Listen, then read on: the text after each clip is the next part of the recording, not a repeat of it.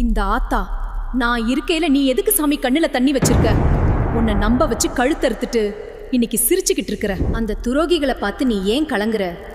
உன் கூடவே இருந்துட்டு உனக்கு தெரியாம குழி தோண்டினவன் கதி என்ன ஆகும்னு உனக்கு தெரியாதா? அவன் சிரிச்ச சிரிப்புக்கெல்லாம் சீக்கிரமே முற்றுப்புள்ளி வைக்க இதோ உன் ஆத்தா நான் வந்துட்டேன் சாமி. உனக்கு அநீதி இழைச்சவன் எவனா இருந்தாலும் அவன் ஆணவத்தை என் பாதத்துல போட்டு மிதிக்காம விட மாட்டேன். நல்லா கேட்டுக்கோ சாமி.